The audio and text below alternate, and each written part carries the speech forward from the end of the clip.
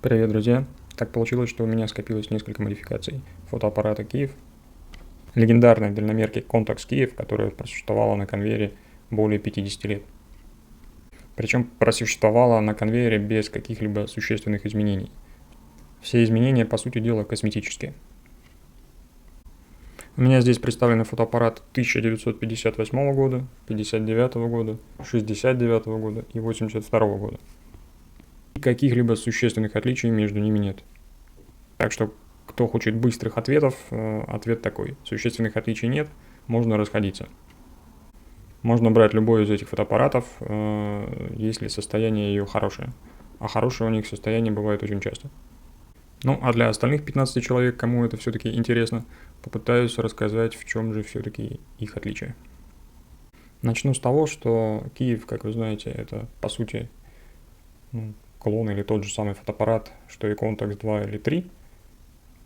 Contax 2 был представлен в Германии в 1936 году, а после войны все оборудование завода было вывезено в Советский Союз и налажен выпуск точно таких же фотоаппаратов, только под названием Киев. Естественно, модель со временем немножко модифицировалась, в чем-то упрощалась, наверное, даже скорее больше, но тем не менее просуществовала на конвейере только в Советском Союзе долгих 40 лет, с 1947 по 1987 год. Примерно так выглядел фотоаппарат Contax 3. Без существенных изменений это было преображено в Киев 3. Сейчас у меня в руках модификация Киев 3А, самая ранняя из тех, которые у меня есть на руках. Она 1958 года выпуска. Но, тем не менее, она сохранила все фишки, которые были в Контаксе, и сейчас я про них расскажу. Существовало две основных версии фотоаппарата. Одна без экспонометра, Contax 2 Киев 2, и вторая версия с экспонометром, Contax 3 Киев 3. В данном случае у меня модификация Киев 3А, она отличается от Киев 3 только наличием синхроконтакта для вспышки. Надо заметить, что для 1936 года такой фотоаппарат был настоящим прорывом, потому что в то время господствовала Leica. Это был легендарный фотоаппарат, первый портативный фотоаппарат, который мог снимать на кинопленку. Это, конечно, у меня не Leica в руках, а ее чуть более поздняя копия Зоркий 1. Тем не менее, этот фотоаппарат очень компактный по размеру. У него складывается объектив, и он завоевал репутацию одного из самых популярных на то время. Очень скромный по размеру, гораздо меньше, чем Contax Киев. Киев в этом смысле гораздо больше, тяжелее существенно. Этот весит порядка 500 грамм, этот весит уже ближе к килограмму, где-то в районе 850 грамм. Но, тем не менее, здесь были достаточно большое количество технических новшеств, которые определили дальнейшее развитие фотоаппаратостроения и, в частности, позволили Киеву просуществовать 40 лет на конвейере без всяких изменений. Да так, что даже в 80-х этот фотоаппарат не смотрелся откровенным убожеством, и он вполне был неплох на фоне современных тому времени фотоаппаратов. Вкратце пробегусь по основным его технологическим преимуществам. Первое – появление селенового экспонометра. Это позволяло уже в то время, в 1936 году, спокойно снимать в разных условиях освещения. Самое удивительное, вот у меня фотоаппарат 1958 года, он вполне работает до сих пор. И даже обеспечивает корректные показания экспонометра. Единственный момент, что работать с ним комфортно и вообще, пожалуй, возможно только в яркую солнечную погоду. Тогда его показания легко читаемы и корректны, имеется в виду вот здесь на калькуляторе. Если вы снимаете где-то в темных помещениях, то, к сожалению, понять что-либо, стрелки, скажем так, диапазона стрелки ему не хватает для того, чтобы вы комфортно могли понять, какие показания вам нужны.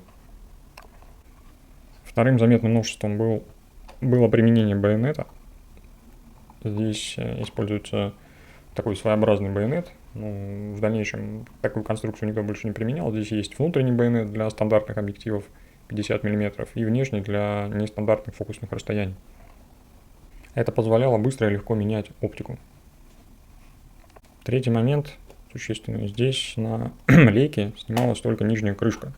И, соответственно, пленку нужно было заряжать, вставляя вот сюда в нижнее отверстие. что очень громоздко и неудобно. Здесь же мы можем снять всю нижнюю часть целиком и заднюю. Открывает доступ к задней части фотоаппарата. Соответственно, загрузка пленки здесь происходит несравнимо легче.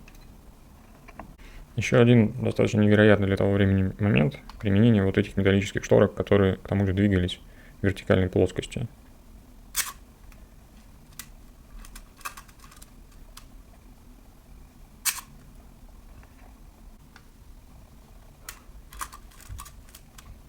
И невероятный по тем временам, да и по временам 80-х годов для советского фотолюбителя, диапазон выдержек от 1/2 секунды до 1/1000 секунды.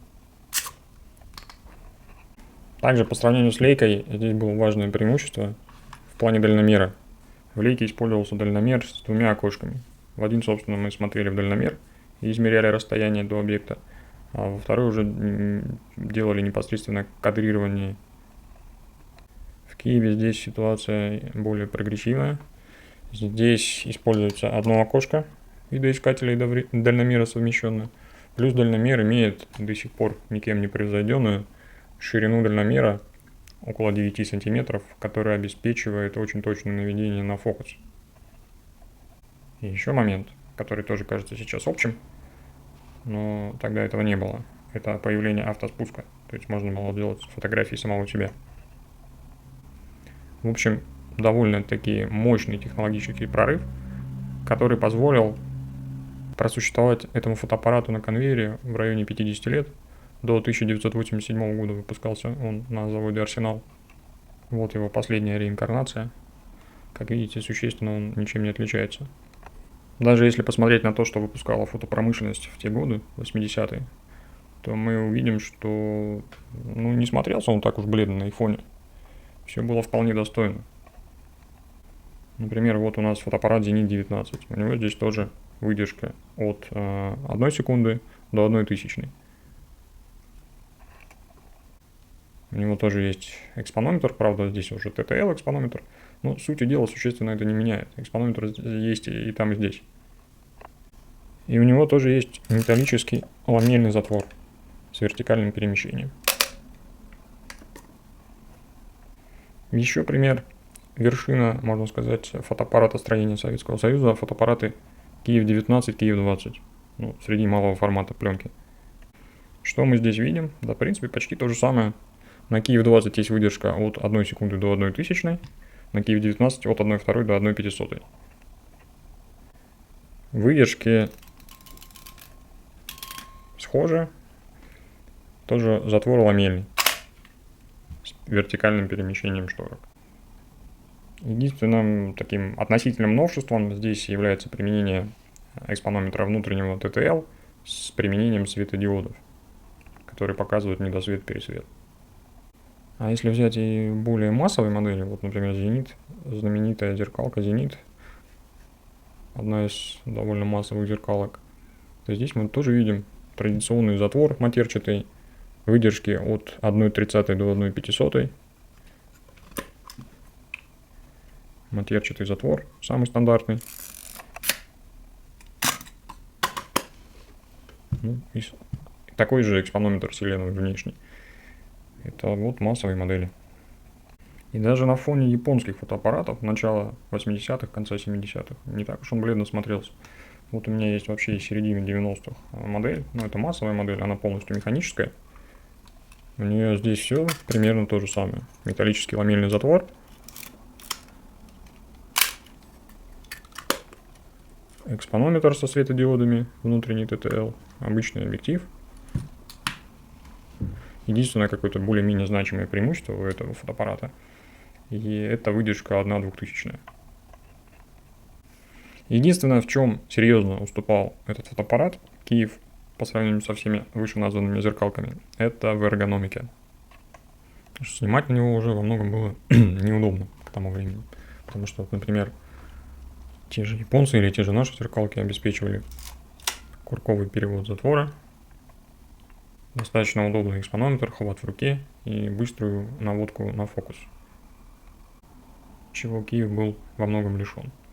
Зато в остальном все было примерно такое же. Именно по функционалу. Я не говорю про конструкцию, надежность и все остальное. Хотя по надежности, ну вот в Киеве до сих пор в строю многие, которые выпускались в 50-е, 60-е годы. Чего не скажешь о зенитах и зорких.